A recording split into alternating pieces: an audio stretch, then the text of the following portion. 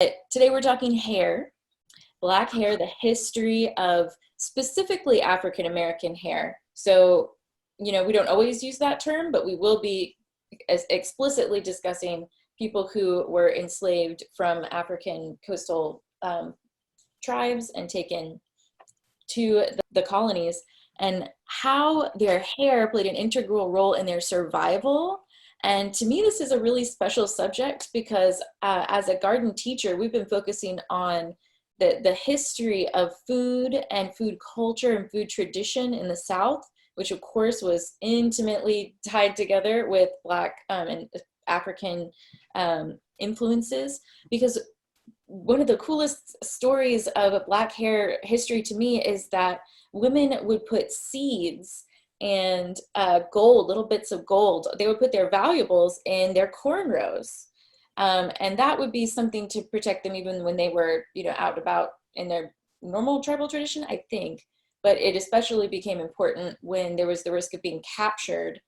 You would know that you would have something to grow food on the other side, and that Oh, wow. you have some wealth stored in your hair. And that the history goes on with cornrows, especially with braids, of putting like little maps in hair to show people how to escape, that they would actually use the designs and the lines of their braids and their cornrows to communicate. Yeah, that's not in the video that we're about to watch, but these are a couple just really fascinating ways that Black hair has been this really powerful source of history, of culture. In the different tribes in Africa, you would differentiate, all kinds of things, how old you were, if you were married, if you weren't married, what tribe you were in, all according to the designs of your hair. And they were just absolutely gorgeous, and still are, styles and variations on ways people wear their hair. And unfortunately, to this day in the States, there is extremely active discrimination against natural Black hair, and also even in the styling of Black hair. And what really has gotten me thinking recently is just how unfair it would be to not just be able to wake up and like comb your hair and go do what you need to do. I mean, it's hard enough to be a woman and have all these beauty standards. But when I started learning more about the differences between natural Black hair, natural white hair, or Caucasian hair, and what it takes to style it, and how important it is in culture, it becomes really just heart-wrenching and just so utterly wrong that there are, to this day, lawsuits being played out. I heard one in Houston actually is happening right now, where students will be banned or expelled from school for wearing their hair in dreadlocks, or people who are fired for having their hair worn, naturally, just in a like an little afro or however. And that doesn't sound like a free America following its constitution to me. So hair, it's like a huge subject. And before we dive into this video, I would love to hear if y'all have any thoughts or have heard anything about Black hair or experiences around Black hair, your hair. Yeah, I was wondering if either of you had seen the movie Self-Made, about the first Black African American became a millionaire with her hair products. No, are you talking about CJ, the story of Madam CJ Henry? And then Patty's here, hooray! Patty. Yeah. It's really worth watching. Yeah, I saw it. Yeah. Saw it. It's really good. It's really good. Netflix? You said Netflix? Yes, and it stars that amazing actress who's been in The Help and Hidden Figures. Was it Viola? Anyway, it's so anyway, so I saw that, and of course heightened my consciousness. But also, when we just came back through Atlanta, we came back through Atlanta at the end of March, coming from San Miguel to New Hampshire, and we were there for a lot of hours, and a lot of the help people are Black. And I was just dazzled and amazed at how many different styles of Black hair there are these days, which seems contrary to what you were, or not in contrary, in contrast to what you were saying about the clamping down. That here they were very free to express themselves in hair. So they were, you know, cornrow based styles, but there were also things that were like sculptures with Yes, yes. taking advantage of what some of us don't have, of the dense texture, to make very sculptural things, and with long things, and then with the really huge earrings. I mean, they were just, as an artist, I mean, I was just blown away with how Oh yeah. many different expressions. And Oh, absolutely. And that, I think, unfortunately, is also what was being targeted is Black expression, Black beauty, the putting forward like Black beauty. And there's a style, and it'll be in this little video we're going to watch in New Orleans. They passed a law because apparently the Black women were too beautiful, and it was tempting the men too much, and people were afraid of all this like cultural mixing. So they passed a law that women had to wear the hair, and I think it's called a tignon, like it's a head covering or a scarf. And it ended up backfiring because they ended up creating, you know, all of these amazing styles with like the turbans and making it look even more fabulous. So it in itself became this whole historical like hair cultural trend that's very special to New Orleans. So I tell you what, why don't we dive into this video just to do the overview, and we can chat a little bit more. Judith, did you have a I comment? just wanted to say that it just reminds me of, you know, it's not, I understand we should be talking about Black hair, but I remember in college when people like me ironed our hair because this was not beautiful. Straight hair was beautiful. Yes. And there's that whole judgment about what is beautiful. I'm so glad you brought that up, Judith, because you're absolutely right there.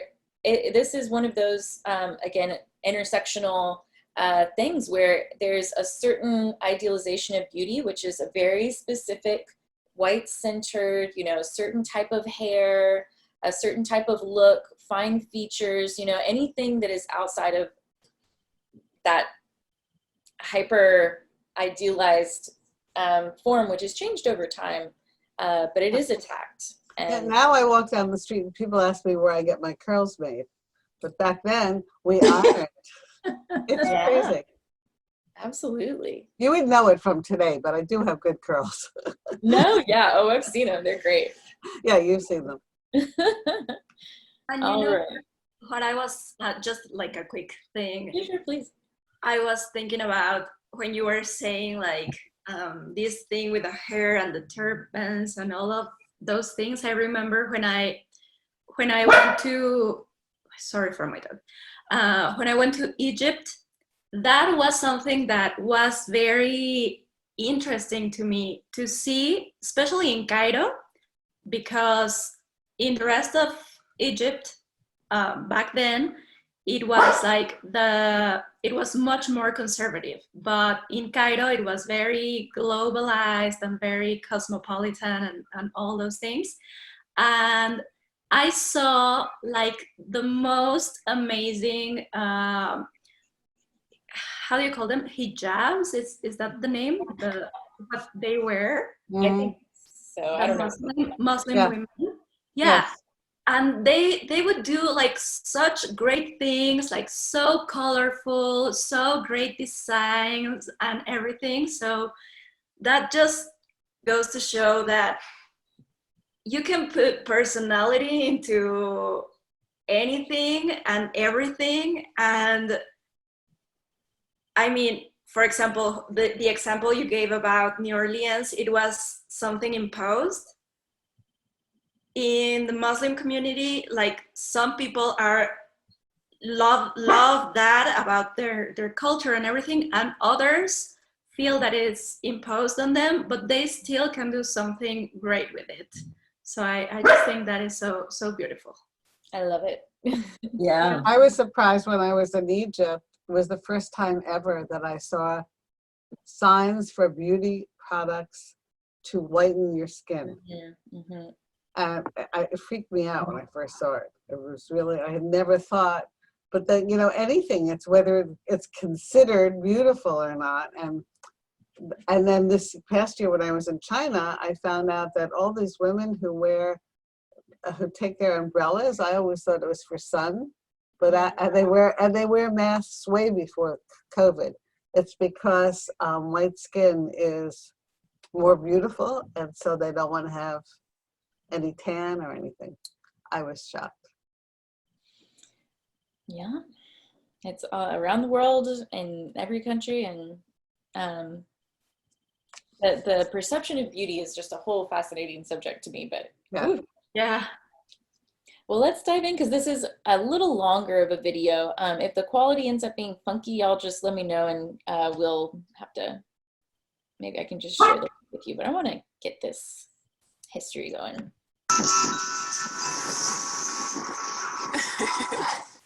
The history of black hair, our hair story. The history behind all elaborate designs and hairstyles originated in different ethnic groups in Africa.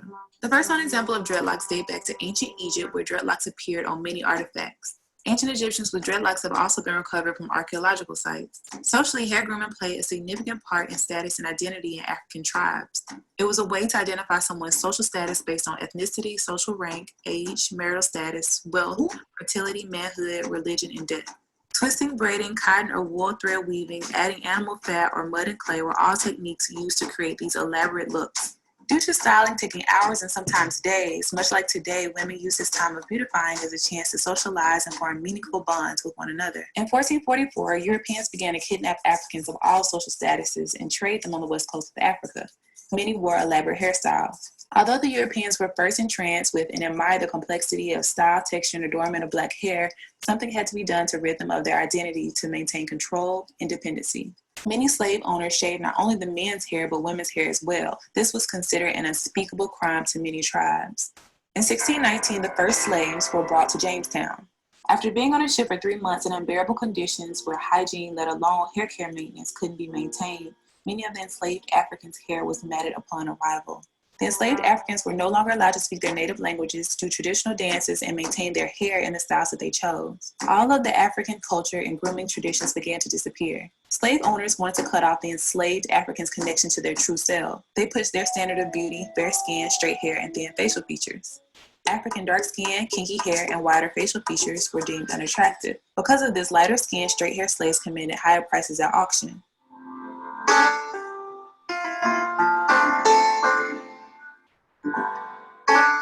Due to brainwashing and internalizing color consciousness, many blacks promoted the idea that dark skin and kinky hair were less attractive and worth less.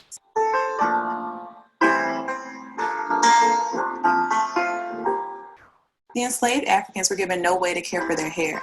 In the 1800s, without combs and the herbal treatments used in Africa, they were forced to use bacon grease, butter, kerosene, and sheep brushes to maintain their hair.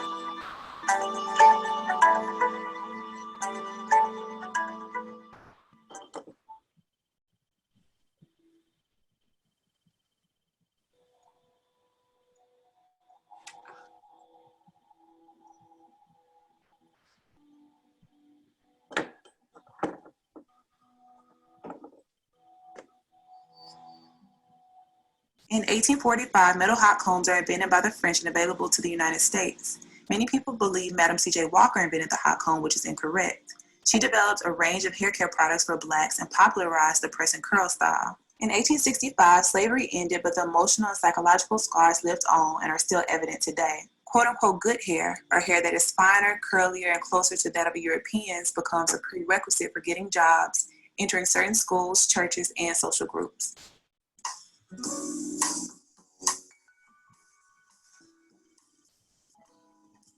In the 1920s, Marcus Garvey, a Black nationalist, urged his followers to embrace their natural hair and reclaim their African aesthetic. He is quoted as saying, "You must remove the kinks from your mind, not your hair."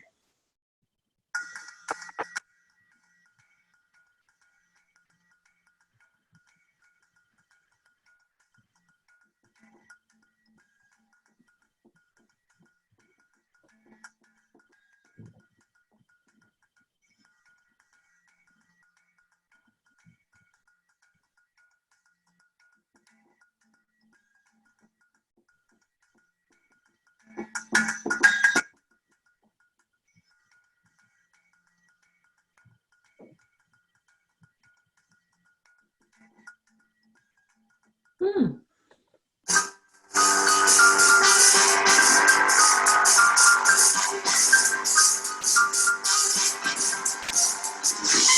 In 1954, George E. Johnson launches a permanent hair straightener for men that can be applied at home. A women's chemical straightener quickly follows. In 1962, actress Cicely Tyson wears cornrows on the TV drama East Side, West Side. This was a big deal because braids weren't considered a finished look for an adult woman. Usually this style was only worn inside the home. Angela Davis became an icon of Black power with her large afro. The afro became a symbol for Black power and pride. Kinky hair and dark skin is embraced, and the phrase "Black is beautiful" is coined. In 1968, Diane Carroll is the first Black woman to star in a television network series. She is said to be the Black version of the All-American Girl with straightened, curled hair.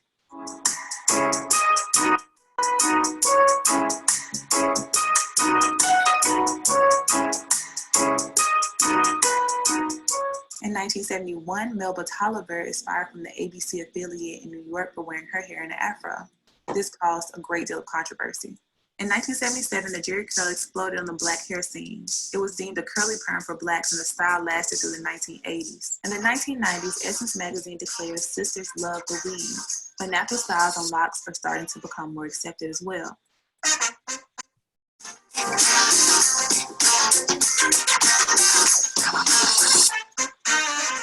In the 2000s, relaxers, braids, and natural styles are explored by African Americans.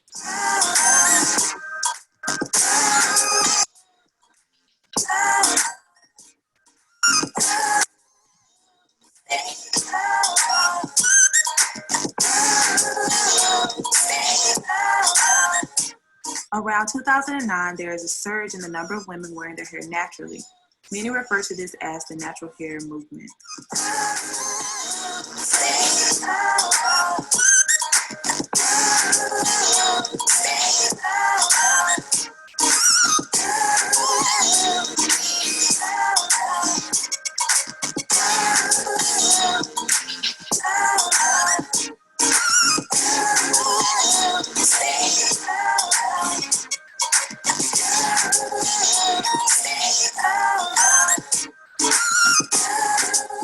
In 2006, Black hair care is a billion-dollar industry.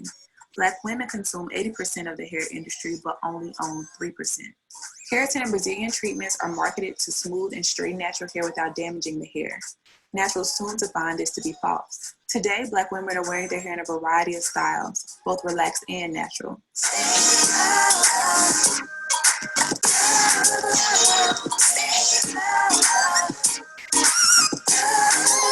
The number of women wearing their hair naturally has increased significantly due to the education on the harshness of chemicals used in relaxers, scalp conditions, a desire to lead a healthier and more active lifestyle, and a desire for naturally longer and thicker hair.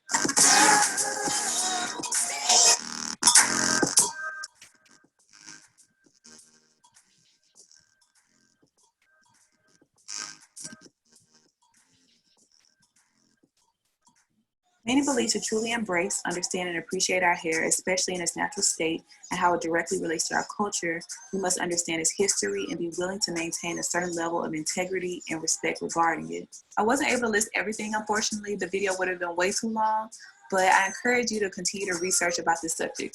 Thanks so much for watching. I'll see y'all next time. Peace, love, and light.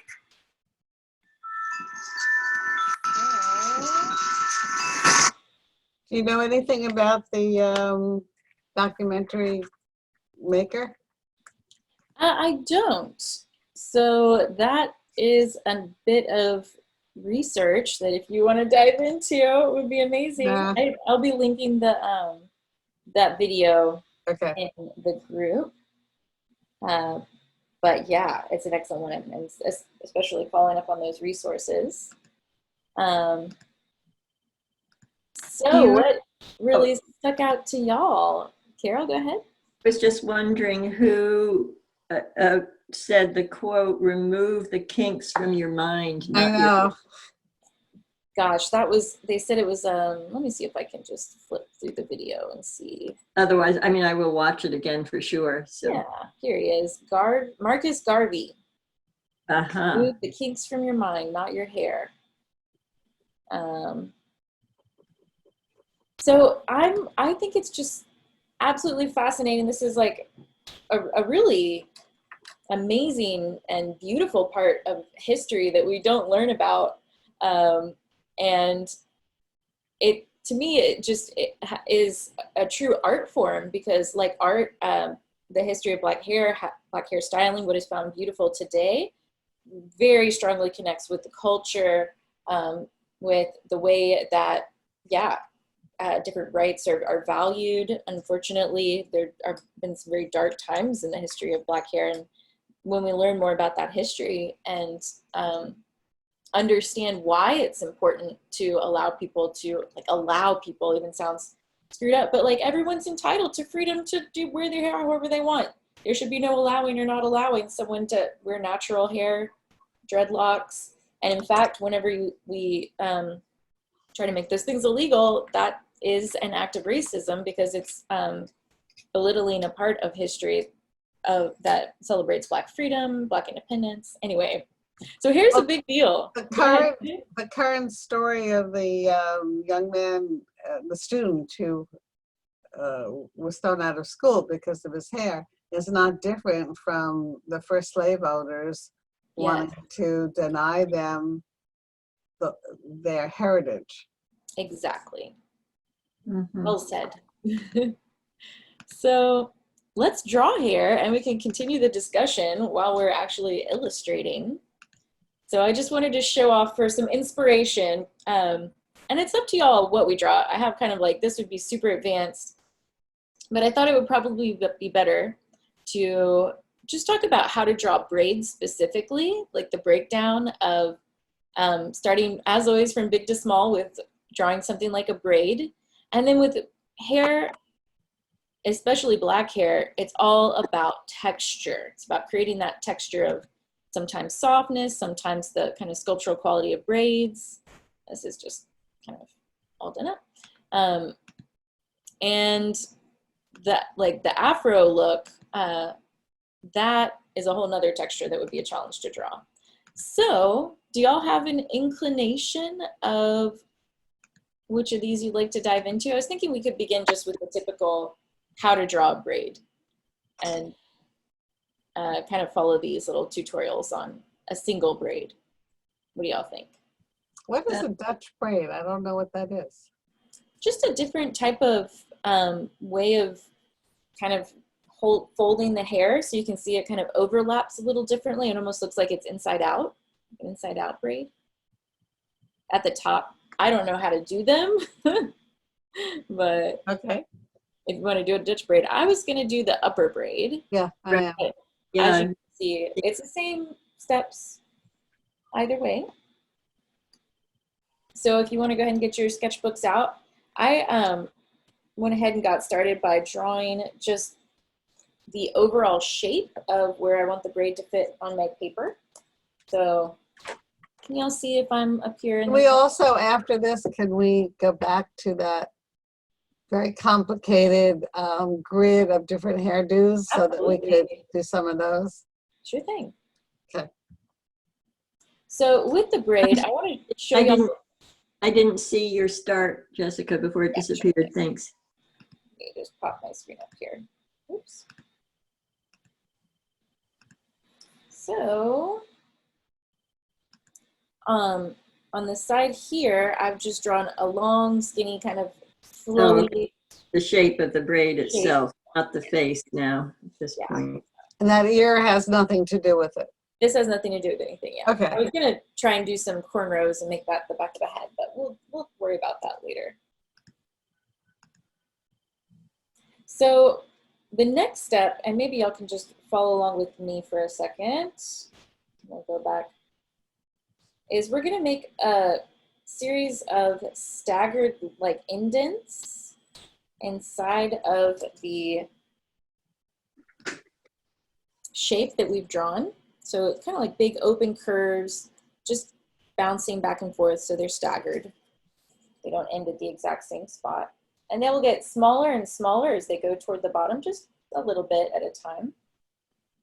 So they get very small at the bottom. A little bit like that. Cloudy shape.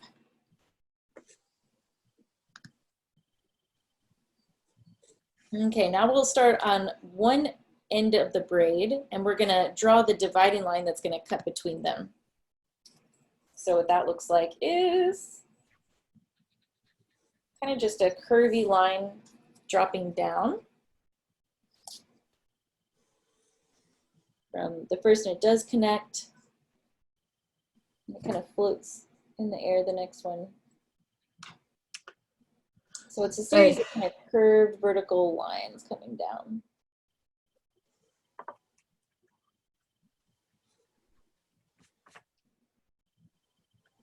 So I got that so far. Can you hold that up for a minute? Because I got behind. So they all have like a little tail tip. And it's kind of alternating.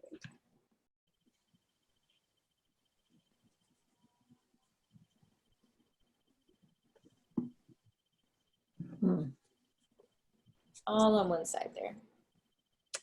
Uh-huh. Then, to really make it look like a braid, we're going to add the top curve. Wait, let me make sure I'm doing this right, a little bit more down. To start connecting these little braids and make them look like braids. So it's this kind of horizontal line. And I'm gonna actually pop up this example too, so you can kind of see it.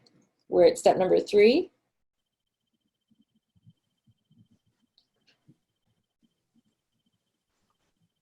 I didn't get my beginning lines right.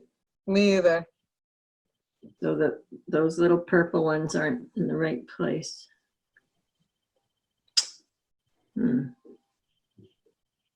Yeah, mine looks a little funny too. Well, no, mine can't even connect. All right, let's see.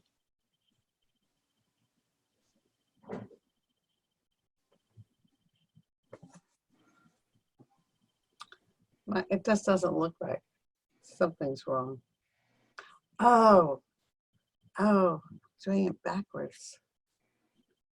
Yeah, keep it up a minute. I just realized I'm doing it backwards.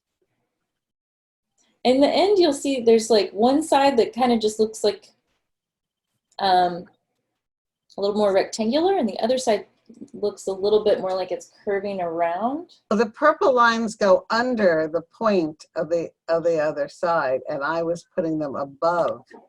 Yeah, And mine still look funny. I'm not gonna lie. I think this understood line that. is not coming in enough. How are yours coming out, Patty? Challenging. Weird, but I'm working on it. Yeah. Oh, what a... It's more challenging than I even thought. Another example was kind of this curving in braid. That's a nice one too. A little more loopy. It doesn't look right. There's something wrong. Could you go back to the one with the purple line in it, please? Yeah, please. Okay, all right. Purple, maybe if I make them purple, it will have some other color.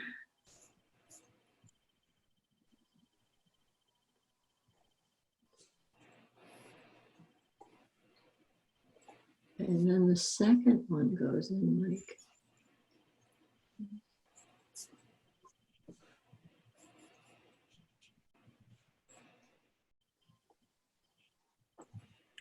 Can't get it right. Just doesn't. Yeah, I was missing a whole.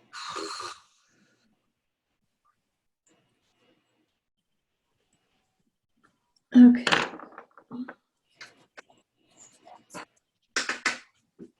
You would think something as simple as this would be easy to do, but it's not. I underestimated it for sure.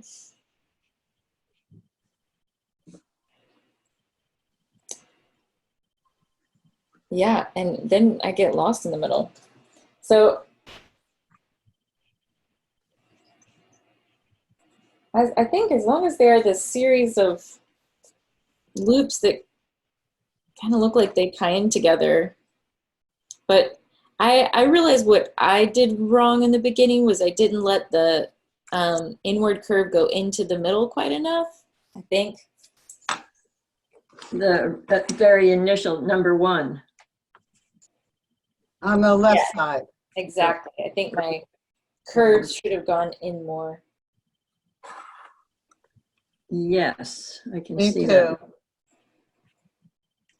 Because now I'm needing to erase my number 2 lines completely. Yeah,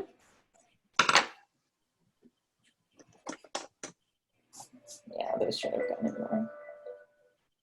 And I looked at braids often enough. I know how to make them. Yeah, right?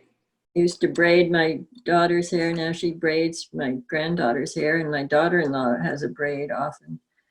But to make Aw. on paper is another matter. And there's something so special about braiding too, and just the intimacy of touching someone else's hair and like doing their hair for them. I know, I'm guessing y'all have probably also experienced like that hair salon effect where you're just like gossiping and telling your hairstylist everything. Back when we were allowed to go go out to get our hair done.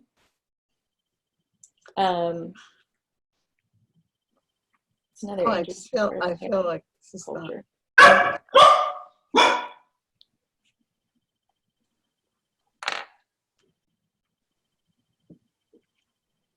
This is really tough. Yeah. I'm gonna blame the demonstrations. It can't be us, you guys.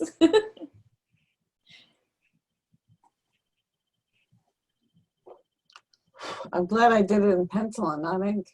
Yeah. Whew.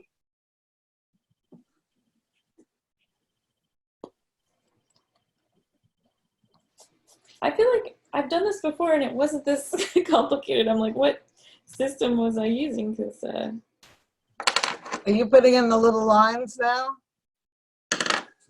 I am not even there yet.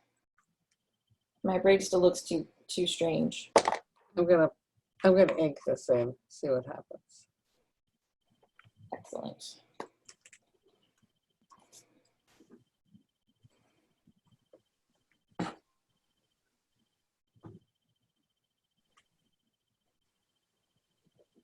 Okay, I think I'm seeing a pattern at last.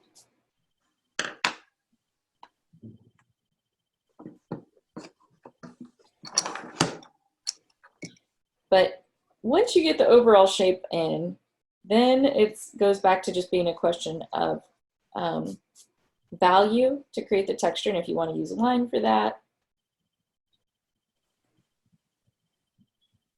Or you could use more of a blended look.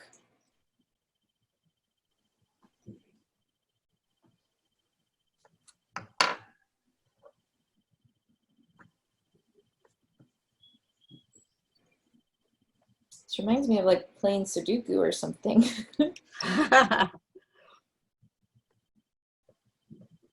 Oh my God, I think I finally got it.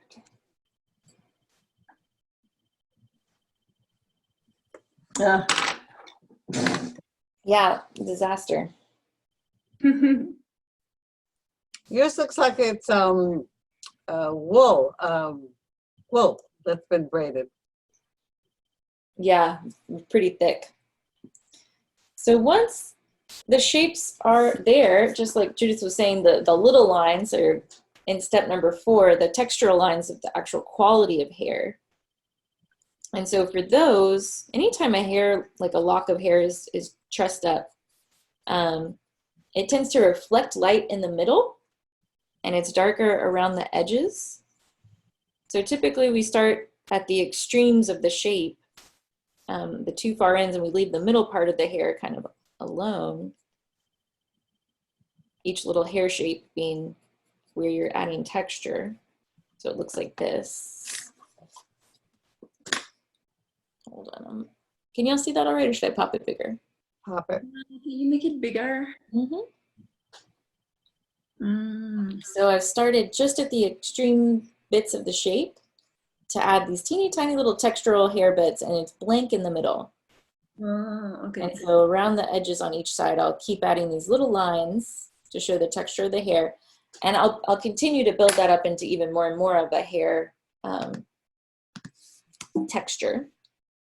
And actually, just for a quick peek, this is that linear pattern. I would say they should have even more of the smaller lines at the far extremes of each little hair shape to make it look better. Here we go.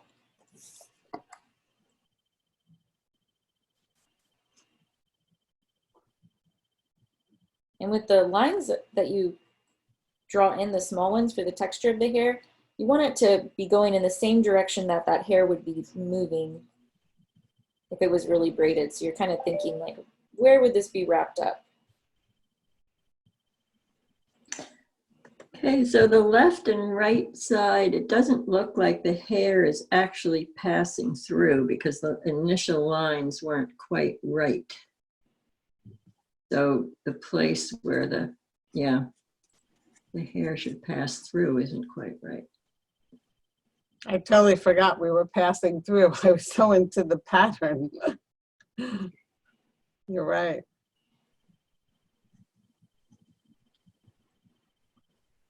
So yeah, the one that comes through from the left, the shapes are too tight on mine, so they're not lined up. Is it going under? The left is going under the right? Yes, and this one, the very first pass is the left is going under the right, and then it alternates.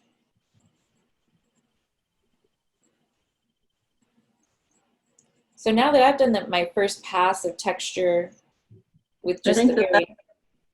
I think the left always goes under and the right always goes over.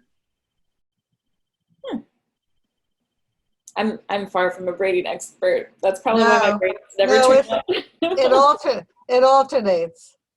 Yeah, I know it alternates for sure. Oh yeah, sorry. Yeah, okay. If you're actually, I mean, as soon as I put my hands in motion, I could feel the... Right? Yeah.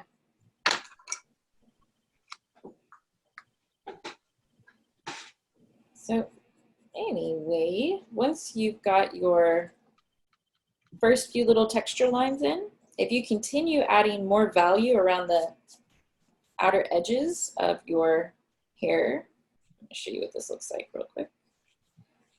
And if you use stray lines in the middle of each little lock, you'll get even more hair-like texture. Show you what I'm up to over here. Oops. So this looks nice. First pass.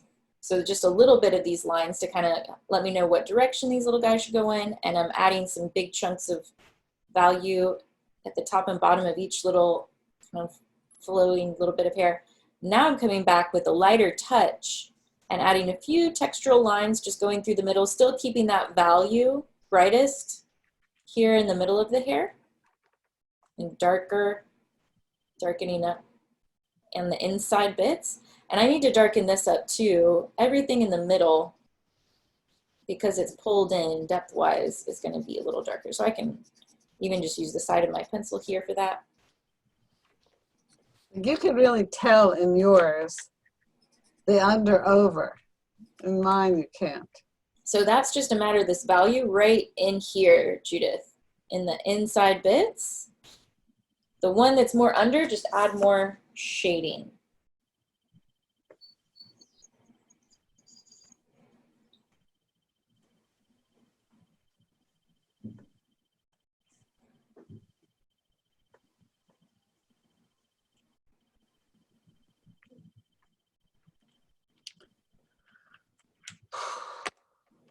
Where are my straight lines, Jessica? No straight lines here. Yeah, texture is my biggest challenge historically because it takes this minute attention to detail. And whew, not a lot of straight lines, depending on the texture.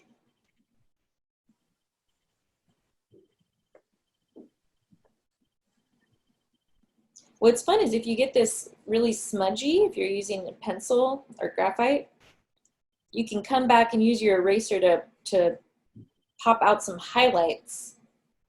So I've got a really smudgy thing going on here on my page. So in a moment I can use the sharpest tip of my eraser I have to bring some kind of hair-shaped highlights out. It's a really nice way to get hair texture.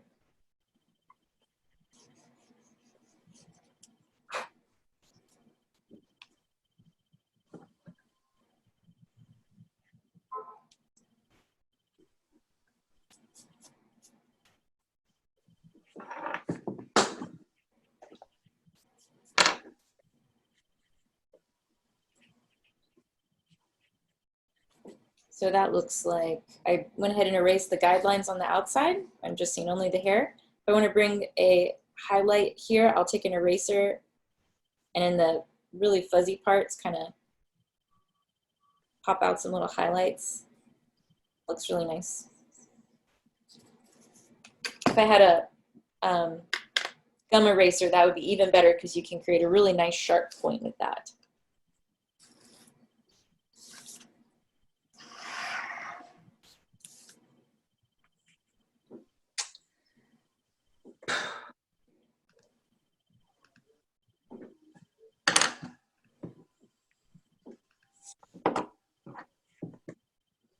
Here's another much easier way to do it is you can see here the artist just used little chevrons, little triangles, and allowed them to sort of overlap every now and then. That looks really believable and nice. Another easier way to do it. And you can see that same pattern here. Kind of a chevron. You can see how the hair gets darker where it's tucked in. So creating that kind of texture is all about value and just really paying attention to, you know, is this the darkest dark, medium value, medium darkness, or very, very light? That'll help create that three-dimensional quality. This is so cool. I wonder if you have to like use wire or something. All kinds of designs here. My braid doesn't look like it's braided. It looks flat. Let me pull you up, Judith. I would say it looks pretty braided. It looks like a wide braid for sure, but maybe getting a little darker in the middle. I keep working on more braids to kind of work out the kinks, but Ha ha ha. Well, I had to just give up on the bottom part. I think the top part, because I wound up putting in some red and blue to make the guide marks, and then I used color to make the braid. So, but I mean, like places like this is too far out. It doesn't go. It has to go under that. Right, right. So a lot of places that I think the smaller it got, the worse it got. Yeah, they don't connect in the way that I saw in the demonstration. That was like a on the demonstration, we only saw like this part of the braid and not the part that gets smaller and smaller. And it was whenever it started doing that I noticed it was more of like a, I don't know, like curved Yeah, pattern where they just overlap each other. yeah, I made my own yeah. little tutorial. Here's look if the hair is actually passing through. Mm-hmm. And so, But yeah, yeah, having these a little offset, I think, is what helped. That the lines weren't quite even shapes; they sort of overlapped each other. mm-hmm, Sometimes have little areas hanging out, like there's kind of a little hook around here. mm-hmm, Teeny tiny little shape up there. yeah. Patty, can we see yours? Doing your digital art designs. Oh, that turned out great. Wow. That's terrific. Mm-hmm. You Very got good. it. Yeah, can you see that the hairs? Oh no, now that you're holding it Oh. closer a little bit, the little tiny texture. Oh, Oh my God, yes, now we can see it. Nice. So very I would have some more random lengths. So some short, some all the way long, but some just like completely random. So not all the same. And then you got it. That looks so good. Oh, thanks. Yay. Wow. I underestimated braids. And I know they're just as challenging to actually do. So I'm going to go ahead and copy some of these videos into our anti-racist art Oh my class. God, the hour's up? Yeah, it's already 11. Can you believe it? Wow. No. Yeah, the braid actually took all the time. I was hoping we'd be able to do all these other. I put a little bow at the end of mine just to get it finished. Oh, cute. I could actually, instead of just putting a scribble at the bottom of mine, I could pretend it's wrapped in fabric with beads on the bottom. Oh, Ooh, yeah. like that. No, I scribbled too hatefully at my drawing. Aw. Aw. Well, I'm also going to add a couple other videos that were really cool, especially about the ways that that they sewed in seeds to cornrows. Oh, Patty, yeah, that was right before you hopped on the call. We were talking about how women would add little bits of gold and valuables and seeds so that they could plant in case they got kidnapped while they were on the African coast. By the time they got to the colonies, they had basically all of their valuables like in their hair, and it became a way for them to survive and maintain their culture whenever they made it to the States. And then The other thing you said that was really interesting was that they put map designs for how to escape in the cornrows. I thought that was fascinating. So they would be maps to like the Underground Railroad or just ways to escape. Yeah, braided into women's hair so that they were able to communicate secretly without, you know, obviously needing to tell or being overheard by their slavers.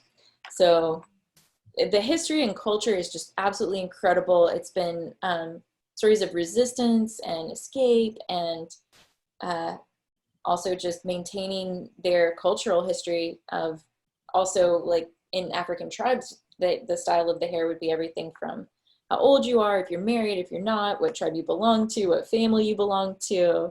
So yeah, it's an incredible art form and very hard to draw, we now know.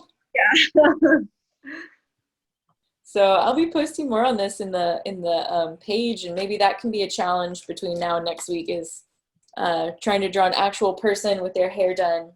I'll also be linking, there is a nonprofit, I think it's called the Crown Act.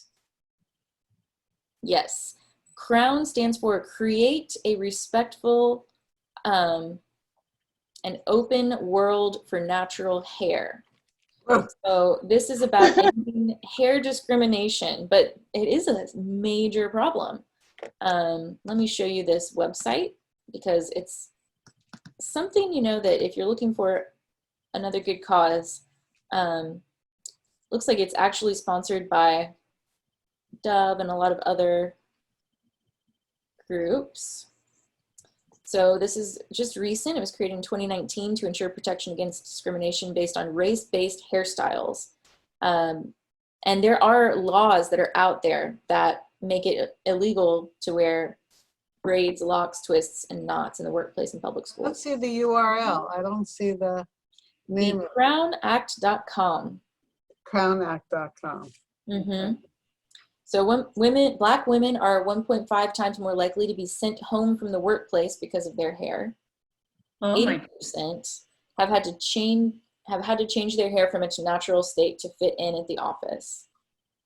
So 80% of Black women are more likely to agree with this statement. And to me, that's what is really disturbing. Like, it's already hard enough going about normal life to think that you have to invest a lot of time, energy, and money to completely change your hair. Like, it's just another part of discrimination that we have the privilege of not thinking about if you have natural, or if you have white hair, or the hair that is approved of by like white supremacist spaces.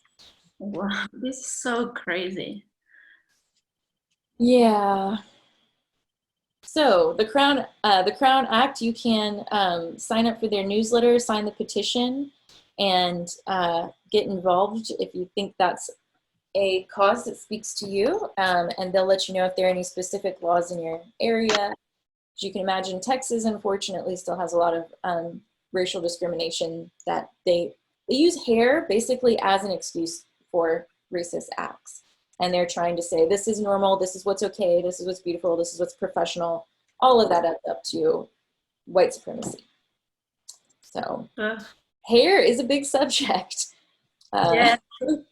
Jessica, thank you so much for finding these interesting historical perspectives for us to look at. I mean, I can't thank you enough. Yes, me too. It's really, you're doing something so important and you're helping us so much to understand these things. It's really beautiful. Thank you. Thank you all. Big virtual hugs to everybody. Cross. See you. Bye. See you next week.